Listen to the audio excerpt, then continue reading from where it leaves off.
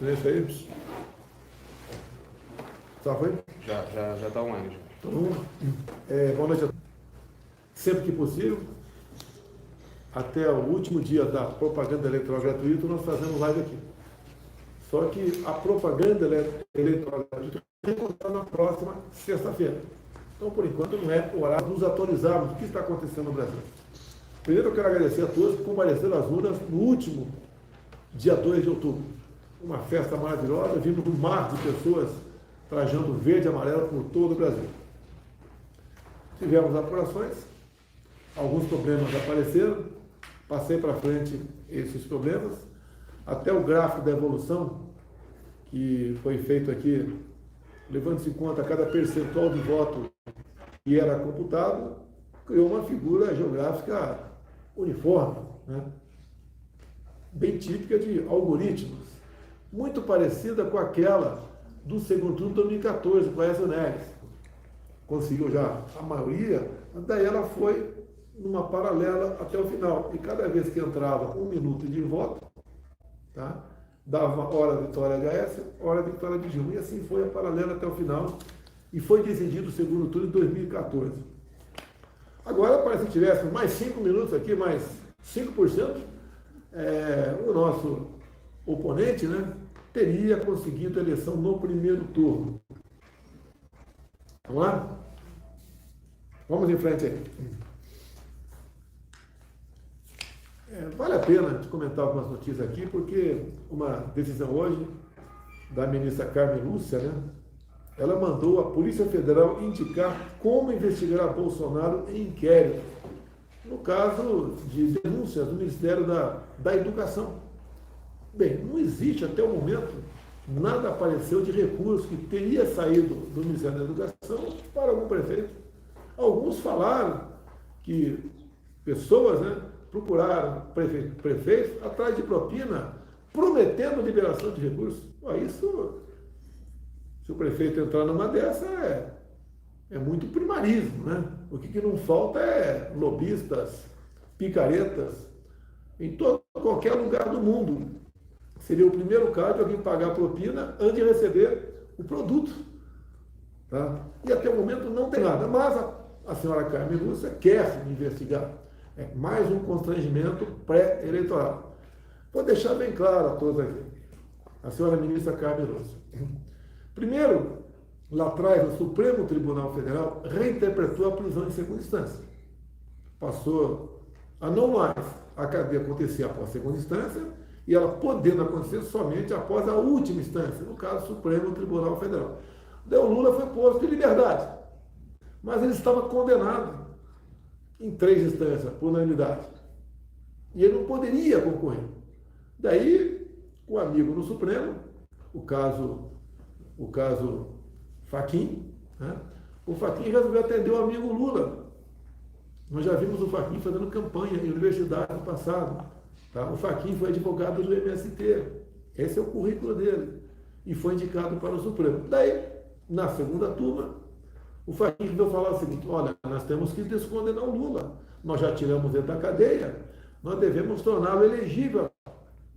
Essa filigrana de onde foi julgado o criminoso, o corrupto. Foi julgado em Curitiba. Não, ele tinha que ser julgado em Brasília. Vamos, então, anular esses processos, vamos descondenar. E o processo volta para a primeira instância em Brasília. O Fachin deu seu voto na turma e estava 2-2 o placar. E daí a sessão foi suspensa e estava 2-2.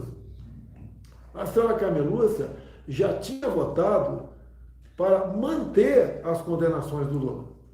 Repito, Carmen Lúcia já tinha votado para manter as condenações do Lula.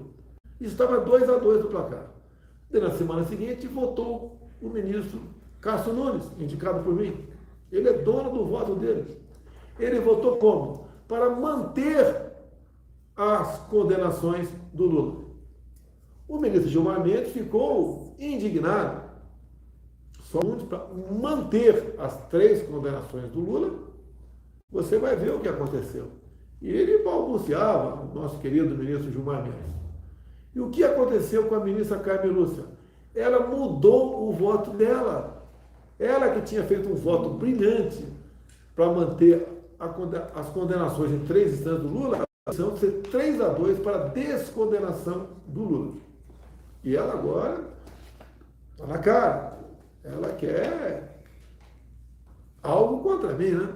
Faz de tudo para que o Lula seja presidente. Ela quer me investigar no caso do Ministério da Educação, que digo, até o momento, não tem nada dizendo que algum prefeito recebeu algum ministro, algum recurso do Ministério das Comunicações. Se aparecer, obviamente, comprovou, paciência, vamos aí às penas. Agora ela quer me botar nesse que não estou entendendo por quê. Ou melhor, estou entendendo, mas deixa para vocês a conclusão. Vamos lá, uma notícia simples aqui. Quero agradecer ao vereador Paulo Chuchu, que me deu o título de cidadão de São Bernardo do Campo, São Paulo. Terra aí do cara aí, do descondenado.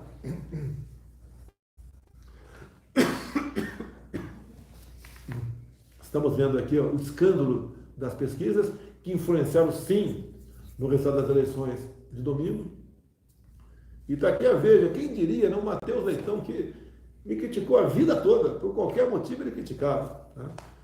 E ele diz aqui, a desculpa inacreditável do Datafolha para os erros das pesquisas.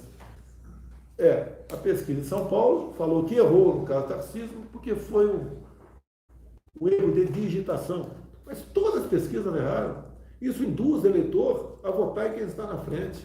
Outros querem votar em quem está na frente para não ter mais segundo de forma favorável. Está na cara que isso é coisa feita com má fé, né? Para atender interesses de quem pagou aquela pesquisa. Mas vamos em frente. Começou agora, já de novo, né? Agora, pesquisa de hoje. Lula tem 51% no segundo turno e Bolsonaro 43%. Começou. 8 pontos a diferença. Terminou agora com 5. Aumentou para 8. Eu consegui apoio nesses dias, como o dia de ontem, por exemplo, dos governadores de Minas Gerais, o Zema, tá? Do Rio de Janeiro, o Cláudio Castro, também de São Paulo, o Rodrigo Garcia. Vamos receber amanhã o apoio do Ronaldo Caiado. Hoje tivemos do governador Ratinho do Paraná. Hoje tivemos também a bancada do agro, da Frente Parlamentar da Agricultura pela manhã, nos defendendo, querendo a nossa reeleição. Tive à tarde aproximadamente 60 senadores presentes aqui, hipotecando apoio à continuidade do nosso projeto.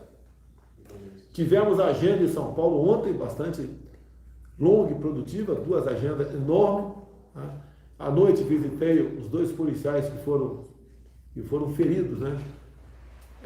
No dia 2 de outubro, feridos por marginais, que foram presos, confessaram que haviam recebido R$5.000 para executar e levar a arma como troféu embora. Cheguei 2 da manhã e a luta continua. Vamos fazendo a nossa parte. Então os apoios aqui são muito bem-vindos. Eu só peço aos nossos apoiadores que eu vou ter dezenas de apoios. Se você não gostar de uma pessoa que está me apoiando, por favor, não critique. Agora não tem mais. É terceira via. É o Lula. Eu sei que escolha qual o melhor, qual o menos ruim, mas, por favor, não se omita. O maior erro que uma pessoa pode cometer é não tomar decisão. É lavar as mãos, é não ser nem quente nem frio, é ser morno. A decisão também é um risco. Mas diz o velho ditado, né? Quem se arrisca pode vencer. Quem se omite já perdeu. Imagine a volta da quadrilha do Lula, que esteve no governo de 2003, né? Até 2010, e depois o PT continuou com Dilma até 2015, imagine a volta desse pessoal. Hoje você conhece os nossos ministros. Puxe pela memória, veja quem são os ministros do governo Lula. Quase todos presos. Ladrão. Não é verdade isso. Se eu tivesse uma acusação minimamente razoável por corrupção, já tinham feito um escândalo em cima de mim. Ações na justiça, não tem nenhum processo contra mim, a não ser aquele inquérito do Alexandre de Moraes, que ele abre o inquérito, ignora o Ministério Público, ele investiga e pune. É o X-tudo, né? Imagine esse cabra aí à frente do poder executivo aqui, de uma república. Como é que seria ele para com a população? Então vamos lá, como recomeçou a palhaçada dos institutos de pesquisa. Outras notícias. Também quando fala em apoio, né? O ex-ministro Sérgio Moro, que foi que conduziu a operação Lava Jato lá atrás, foi eleito senador pelo Paraná. Quem o apoiei, Paulo Eduardo Martins, não chegou, faz parte da regra do jogo. Em grande parte, o Paulo Eduardo foi prejudicado por pesquisas também, Sérgio Moro. E o pessoal, então, do Paulo Eduardo Martins resolveu apostar naquele que ele achava melhor para ele. E acharam como sendo melhor quem? Sérgio Moro. Conversei com ele há 2 dias ou 3 dias atrás, uma conversa tranquila. Esquece o passado, né? Vamos para frente. Ele agora passa a ser, a partir do ano que vem, senador da República do Brasil. E declarou apoio para a gente. Ele fez uma opção entre o Lula e eu, não sei o que passou na cabeça dele, mas entre o Lula e eu, ele achou que eu mereço o voto de confiança dele. Ele não vai anular, mas o Bolsonaro fala palavrão. Eu não estou à disposição aqui para casar com ninguém não, pessoal. Eu estou aqui para administrar o Brasil. Se vocês acham que eu não posso reagir, né, ou sempre me comportar como uma pessoa extremamente educada, eu não sou extremamente educado. A minha formação militar é diferente. A minha formação com os meus pais, que eu nasci em 55, era outra história naquele tempo. Os pais raramente falavam com o filho, era um olhar, um safanão. E ainda bem que eu fui educado assim. Meu pai aqui que conduziu a minha vida, né? Eu lembro que voltei, logo que entrei na Arquivo Militar das Agulhas Negras, por concurso público, eu vi uma coisa esquisita, né? Eu vi que não podia acompanhar a aula de geometria descritiva, eu tinha que aprender para poder acompanhar as aulas. Voltei para o Eldorado e falei para o pai, ele nunca ouviu falar a palavra geometria descritiva, tenho certeza disso. Falou, volta, você vai ser aprovado. E voltei. E não teve papo.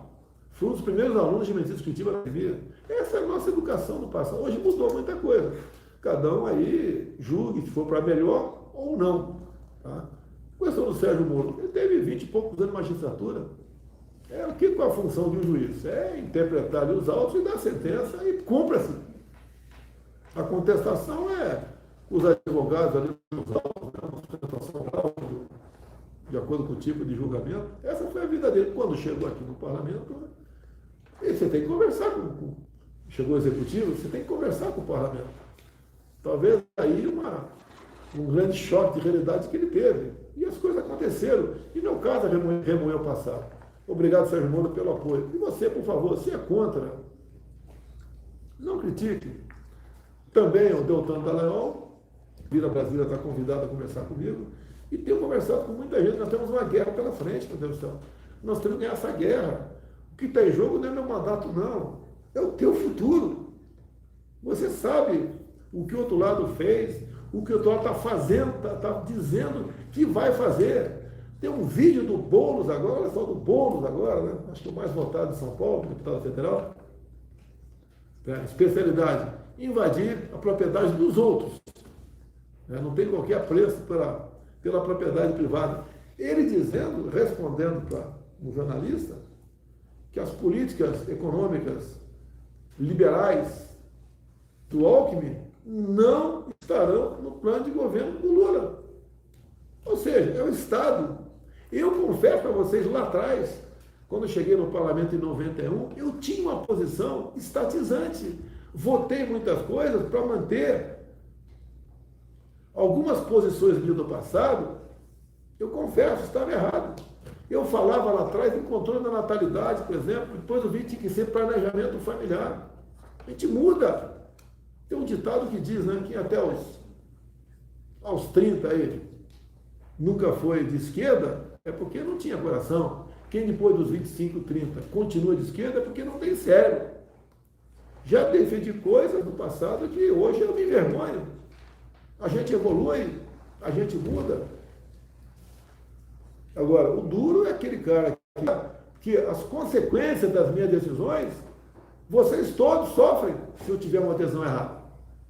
E eu não tenho compromisso com o erro, já dizia, se não me engano, Juscelino Kubitschek, o tocante desse aí, então erro. Está aí na mídia agora, o pessoal me criticando que eu fui numa loja maçom em 2017. Fui sim. Fui numa loja maçom, acho que foi a única vez que eu fui na loja maçom. Eu era candidato a presidente, pouca gente sabia. E um colega falou, vamos lá. Eu fui lá na loja, acho que fui aqui em Brasília, fui muito bem recebido, bem, me trataram bem.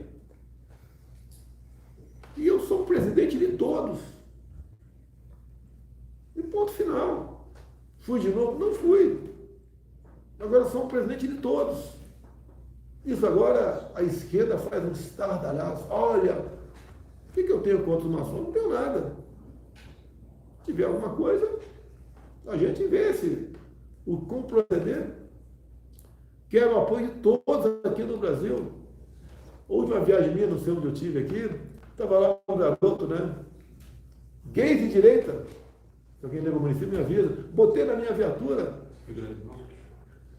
Petrolina. Petrolina, e ele foi conversando comigo no percurso, até o aeroporto, uns 20 minutos, vibrando comigo. E eu perguntei, por que você me apoia? É porque eu sei que você não tem nada contra a gente. Falava que eu ia matar gays se fosse presidente. Pelas minhas mãos não morreu ninguém.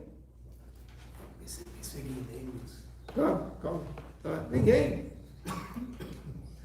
Se tivesse aumentado o número de mortes de gays no Brasil, estaria na capa dos jornais. A violência diminuiu, o número de mortes de forma violenta, né, aí incluído armas de fogo, diminuiu em torno de 40% do nosso governo. E aí está incluído gays, mulheres, afrodescendência, todo mundo incluído ali. O nosso governo diminuiu a violência no Brasil. Não fique com essa, né, de rotulando. Eu acho que o racismo já não me acuso mais de ser racista, né? Você pode ver. Fui com esse aqui no debate do Globo, com essa medalha aqui do Exército Brasileiro, para ver se o Bonner me perguntasse o que era isso, né? Fui no debate, mas fui na Sabatinas também. Não perguntou, obviamente, cidadão com palma. Quem consegue essa medalha aqui? Menos de uma pessoa por ano é contemplada com essa medalha. Você vê a dificuldade. É toda aquela pessoa que arrisca a sua vida para salvar uma outra pessoa. Como é que eu arrisquei minha vida? Lá em Jericinó, naquele tempo, 78, tinha uma lagoa lá de mais ou menos 2 metros de profundidade, tinha um exercício de corda chamada falsa baiana, e o sargento Rubão, né, balançava a corda para derrubar os caras dentro d'água. A maioria ele conseguia derrubar. Quando foi o Celso, olhei para a cara dele e falei, pô, o Celso tem cara de prego. Ou martelo sem cabo. Vai para o fundo. Eu frouxei meu coturno, desabotoei a gandola, e quando derrubou o Celso dentro d'água, eu já tirei a gandola, tirei o coturno e pulei dentro d'água. Sabia que o negão Celso não ia sair daquela. O Rubão ficou apavorado, era um sargento lá que parecia o sargento Garcia, um baita de uma barriga. Ficou apavorado em cima ali do lado que estava balançando a corda. Foi um barquinho ali perto, o barquinho não fez nada. Eu cheguei, era atleta das Forças Armadas e pentatlo militar. A segunda vez que eu mergulhei, peguei o negão Celso lá embaixo, tirei ele fora d'água. E eu falei, né, numa live anterior, que o negão Celso não era afrodescendente, falei que ele era azul.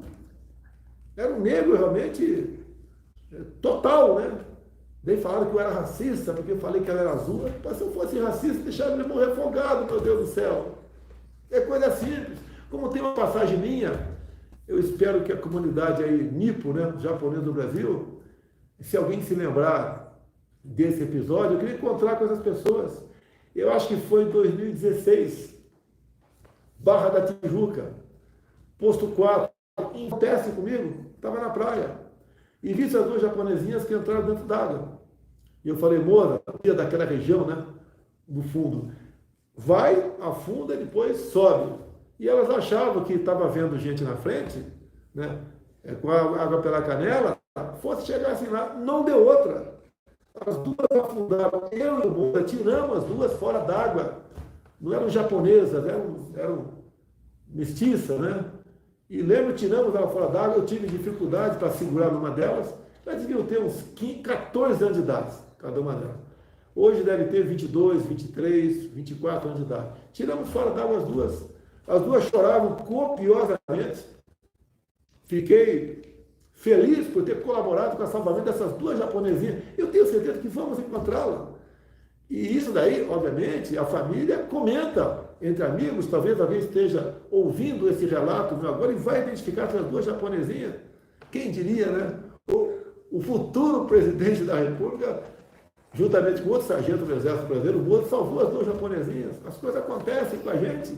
Seria outra medalha? Não estou atrás de medalha. Medalha é consequência. O que eu estou tranquilo, que graças a Deus, o meu passado de atleta das Forças Armadas, não era rato de praia ali, mas conhecia bem a água, né? Sou mergulhador profissional, fiz o curso no GBS, Grupamento de Busca e Salvamento, lá no Rio de Janeiro, a Barra da Tijuca, e eu lembro, né? Fiz o curso em 2015, ou melhor, em 85, para ser bem claro, em 85. E naquele ano, né, após o meu curso, teve um acidente no alto da Serra das Araras, onde o ônibus da Cometa caiu dentro d'água, no chamado Córrego do Vigário. Mas embaixo do Córrego do Vigário, era ali uma profundidade de aproximadamente 10 metros. 15 pessoas morreram afogadas. E eu fui, né, quando eu havia acabado de concluir o curso de mergulho, no GPS, eu me voluntariei e fui junto com o Corpo de Bombeiros participar desse resgate de corpos. 15 pessoas morreram. Eu fui lá, eu lembro na época, era o capitão Quintanilha, era um tenente, me fugiu o nome dele aqui, era o sargento Valno, tá? Tenente Silva Filho. E eu lembro que a gente mergulhava ali logo abaixo do Córrego do Vigário, para onde estava indo ali, de forma caudalosa, aquele riacho que tinha uma represa enorme lá na frente. E a gente mergulhava em torno de 15 e 20 metros. Né? Mergulhava na posição vertical, com uma corda. Após ali, o primeiro metro, o segundo metro de profundidade, a visão era zero, que a água ali doce era barrenta, visão zero. Por vezes lá embaixo, você sabia onde era vertical, botando a mão, sentindo para onde iam as bolhas. Em dado momento, a 20 metros de profundidade, no meio de galhadas, né, e eu segurei no braço, era o capitão Quintanilha, segurei no braço dele, percebeu que tinha algo errado e subimos. E lá em cima eu perguntei para o capitão Quintanilha, capitão, por que a gente está mergulhando? A gente não vai achar nenhum corpo aqui. A chance é próxima de zero achar um corpo. O que ele me respondeu? Não estamos aqui para achar corpo, sabemos da dificuldade. Estamos aqui para dar uma tranquilidade, levar paz, levar conforto aos familiares que estão na beira daquele córrego, que na verdade era uma represa, que estamos interessados em achar os corpos dos seus familiares. Tanto é que todos os corpos foram achados depois de boiado. Essa é uma outra história de vida também que a gente tem pela frente, mas essa das duas japonesinhas, tenho certeza que vou me encontrar com as duas um dia. Continuando aqui, eu não quero continuar por muito tempo a nossa live, né? Uma notícia importante, pessoal, está aqui na CNN. Lula venceu em 9 dos 10 estados com maior taxa de analfabetismo. Você sabe quais são os estados? Do nosso Nordeste. Não é só taxa de analfabetismo alta ou mais grave nesses estados. Outros dados econômicos agora também são inferiores às regiões, porque esses estados do Nordeste estão há 20 anos sendo administrados pelo PT, onde a esquerda entra, leva ao analfabetismo, leva a falta de cultura, leva o desemprego, leva a falta de esperança. É assim que age a esquerda no mundo todo. Por isso que o Nordeste está atrás de quase todos os índices, depois de quanto outros estados, porque sempre a esquerda dominou. Vocês têm a chance agora de começar a se libertar. Minha esposa é filha, né, de um cearense. A minha filha é neta de um cearense. São Paulo é a cidade que tem mais nordestino do Brasil. Nordestino de São Paulo, ligue para os seus familiares. Fala que eles podem se libertar com o voto. E, infelizmente, já escolheram, né, na maioria dos estados, a continuidade. Gente de esquerda no governo, a grande maioria, não tem nada a oferecer para vocês, nada, absolutamente nada, a não ser o Estado. Nós somos contra o Estado, né? Quanto menos o Estado, melhor para todo mundo. Então, a notícia aqui é da imprensa e é verdadeira. Vejo quais são os estados que o Lula venceu, que tem uma taxa de analfabetismo. Outra questão aqui, né? O ditador da Nicarágua, o Ortega, né, que há pouco tempo prendeu padres, expulsou freiras, cortou o sinal da CNN, cortou o sinal de rádios e TVs católicas, proibiu católicos de fazerem procissões, proibiu os evangélicos de comemorar o dia da Bíblia. O que aconteceu tão logo o Lula aí terminou o último domingo na minha frente? Recebeu os cumprimentos de Daniel Ortega.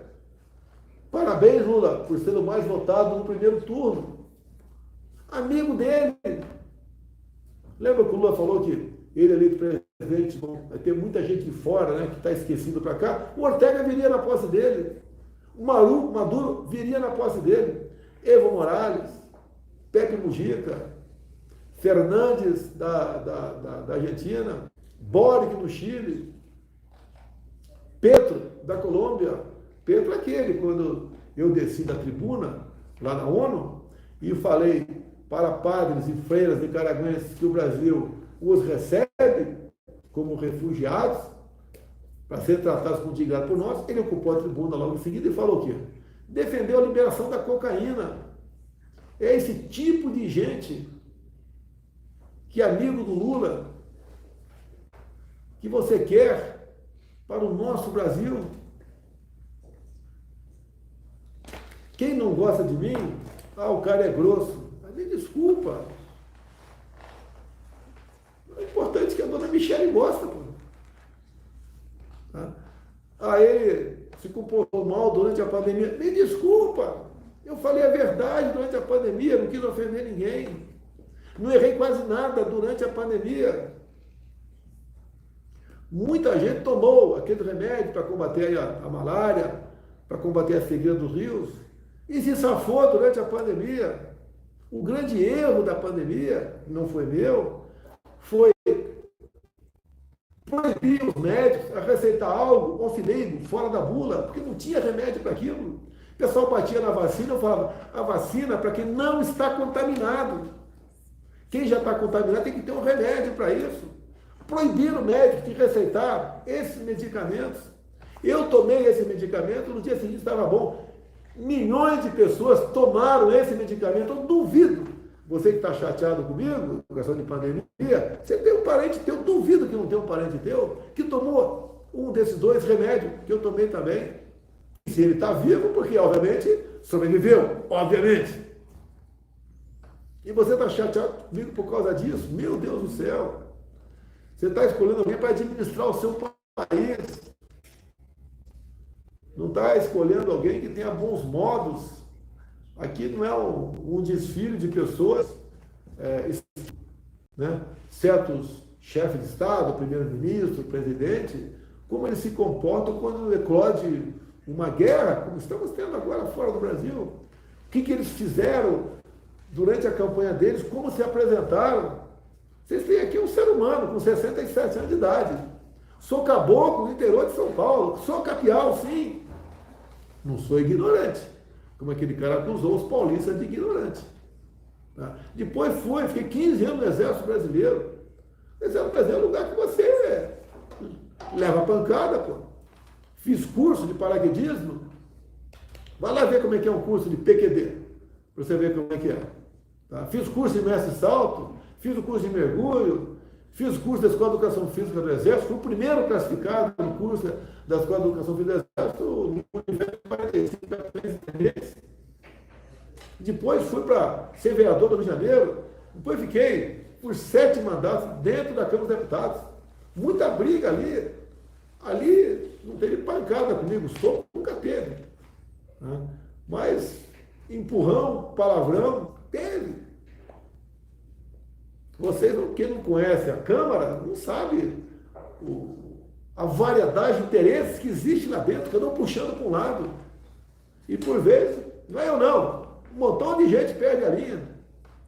Não sou diferente, sou ser humano.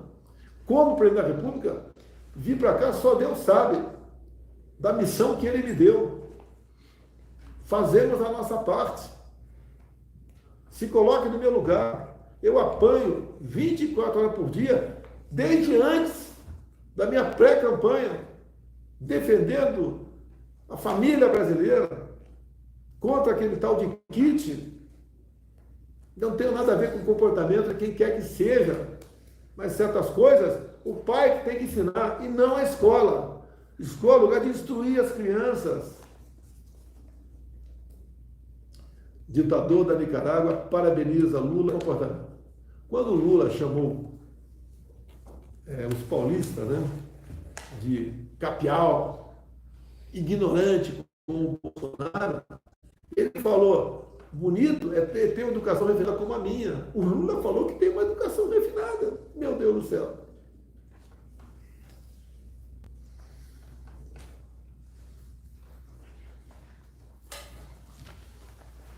Vamos lá?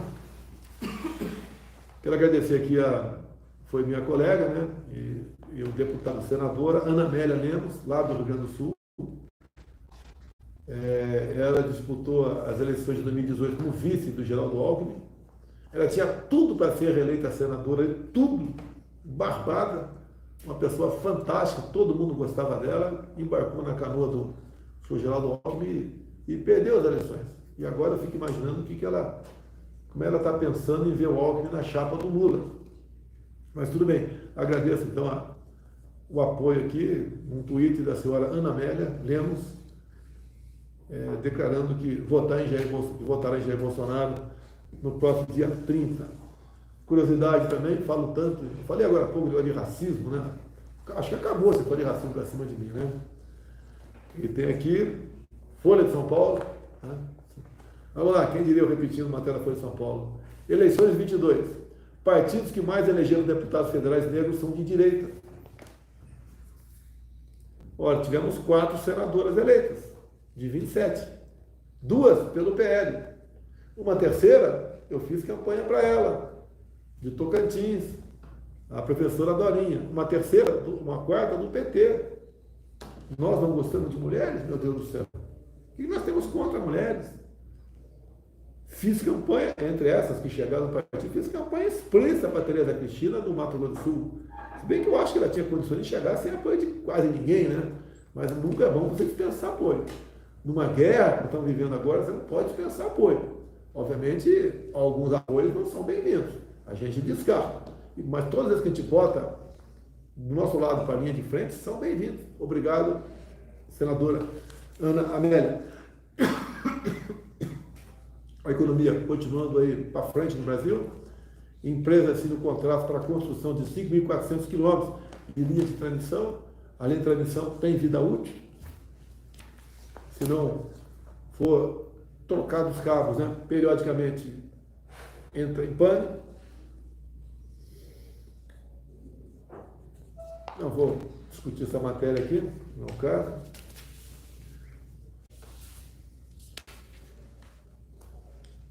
O nosso Congresso foi bem para a direita, né? Posso chamar agora de um Congresso de centro-direita. Né? Está pronto para a gente, uma vez sendo reeleito, se for a vontade de Deus e do povo. Nós aqui realmente fazemos um trabalho excepcional para o Parlamento brasileiro em prol do nosso Brasil. Se o outro lado ganhar, vai ter problema com o Parlamento. E o Parlamento sempre foi elite centro-esquerda, agora passou a ser centro-direita.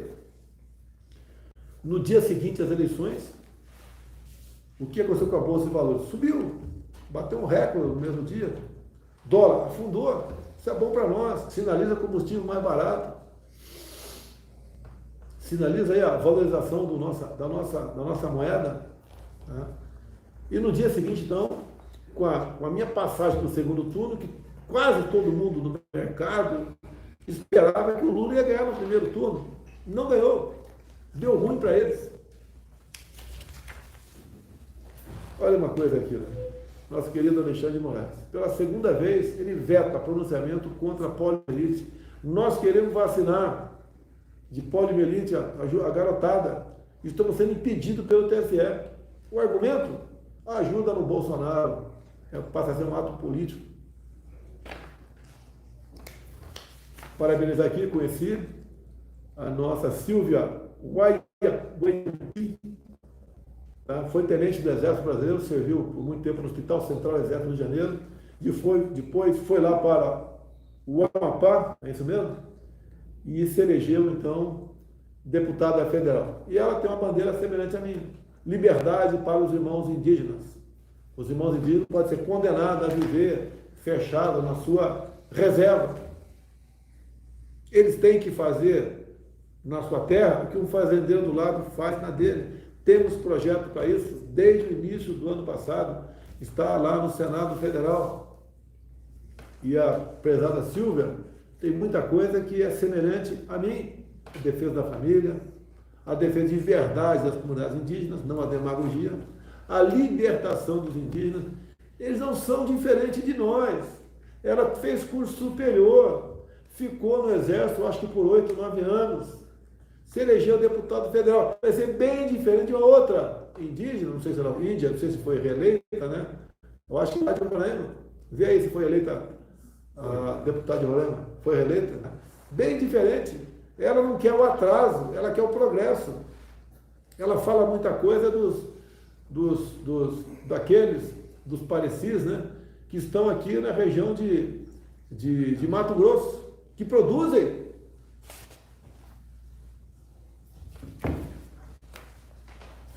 Encerrando, né, o nosso TSE devia tratar as questões de pesquisas com o mesmo rigor aos ditos fake news do pessoal de direita. Quer mentira maior do que essa das pesquisas? Curiosidade, pessoal, tem muita gente, né, da Venezuela que foge para o Brasil. Então nós temos no Brasil, atualmente, 47 mil venezuelanos recebendo o Auxílio Brasil. Temos 15 mil haitianos, temos 9 mil bolivianos, temos 2.800 argentinos. Infelizmente, esse número vai aumentar e já começou a evasão da Argentina. Ninguém aguenta um governo de esquerda. De Cuba, 1.500 aqui dentro, 43 ucranianos e 14 da Nicarágua. Total 110 mil recebendo Auxílio Brasil aqui no nosso território. Mais uma coisa? Não.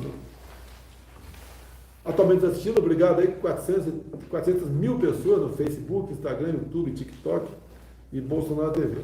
Vamos sempre fazer uma live, mostrar o que está acontecendo, entrando em questão política a partir de sexta-feira em si, mas nós temos, né, um outro encontro com a verdade no dia 30 de outubro. Não desista. Quando você pensar em desistir, pense no povo venezuelano, pense no povo argentino, no povo cubano. Pense em mim também. O que eu passo para defender a nossa pátria? Imagine vocês se eu estivesse do lado de lá junto com aquela meia dúzia de não teria processo não pela frente. Seria muito bem vivido. Sem dor de cabeça nenhuma. E vocês estão vivendo como? Eu respeito todos os brasileiros, todos os seres humanos. Eu sou cristão. Entendo que sou presidente com a missão de Deus, assim como fui salvo, entendo, pelas mãos dele. Não é fácil você enfrentar todo o sistema. O que o sistema faz no momento? O que faz o sistema estrebuchar no momento? Eles querem a volta da harmonia deles, onde todos roubavam e estava tudo em paz no Brasil. Tudo tranquilo. Nós botamos um ponto final nisso. Quando eu falei com toda a imprensa hoje, quando teve o apoio do Ratinho, eu falei de Itaipu Binacional, só para falar de uma estatal. É binacional, mas é nossa, a parte de cá. Vocês conheciam Itaipu Binacional como empresa geradora de energia. Uma empresa excelente, nada mais além disso. Quando nós assumimos, fechamos os ralos sobre o lucro da mesma. Sobrou dinheiro para fazer a segunda ponte com o Paraguai, que já está pronta. Eu não posso inaugurar agora, porque é período eleitoral, está ali no acabamento, na pintura. Uma ponte que tem um vão de 400 metros, uma baita de uma ponte. Já começou a ser feita a terceira ponte com o Paraguai, lá em Porto Murtinho, Mato Grosso do Sul. Já está concluído a extensão em 600 metros da pista do aeroporto de Foz do Iguaçu. Está faltando o GEIVE. Fazer o quê? Inspeção de voo. Fazer inspeção de voo. Já liguei para o comandante Bastante Ajuda. Comandante, bota esse pessoal para ir para lá. Pô. Mas não é feito de uma hora para outra. Vai chegar, medir, está aprovado. Uma série de medidas tem que ser tomada, já está sendo feita.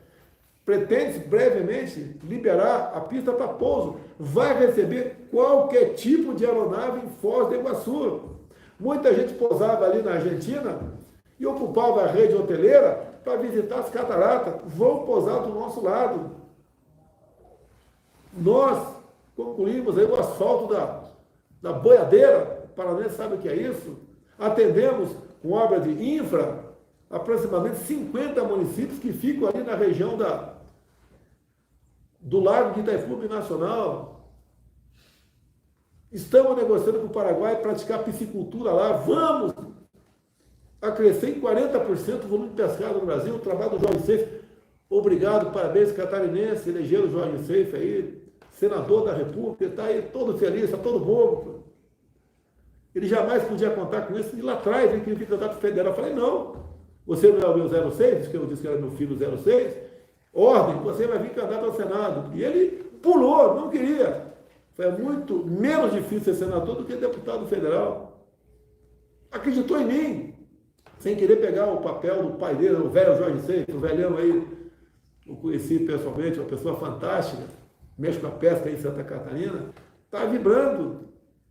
Sabe o que tem que fazer no Senado, vai ser orgulho, não para os catarinenses, para todos os brasileiros. Assim eu agradeço a população de cada estado que elegeu, por exemplo, aqui, Wilder, aqui em Goiás, a nossa Tereza Cristina em Mato Grosso do Sul, o Mourão no Rio Grande do Sul, o nosso astronauta Marcos Pontes em São Paulo, o nosso Rogério Marinho no Rio Grande do Norte. Mais alguém? Senador? Me fugindo. Damares de Brasília. Parabéns. No mais, pessoal. Muito obrigado a todos vocês. Não se esqueçam. Vocês vivem no paraíso, na terra prometida chamada Brasil, onde todos têm oportunidade, porque tem liberdade. Cuidado com as suas escolhas. As escolhas, as mudanças, por vezes são bem-vindas. Se escolhe para melhor. Outras vezes, não. Quem escolheu para pior aqui na América do Sul? Você sabe quais países. Você sabe que estão enfrentando. Até agora há pouco tinha um argentino aqui. Até falei que não, depois ele fala. Quer contar o que está acontecendo no seu país. Vamos ver se amanhã ele fala, se eu tiver oportunidade aqui. Escolher direito. Vocês não estão elegendo aqui um cara para ser marido de alguns aí. Estou elegendo um gestor, um administrador, uma pessoa que escolheu ministros nunca visto na história do Brasil. Como sempre cito, né? O Tarcísio, o próprio Marcos Pontes, a Tereza Cristina, a Damares, o Onix, que é o meu coringa nos ministérios, o Rogério Marinho, o Paulo Guedes, o Saxida agora nas Minas de Energia, tá? O Gilson no turismo, entre tantos e tantos outros. Vamos em frente.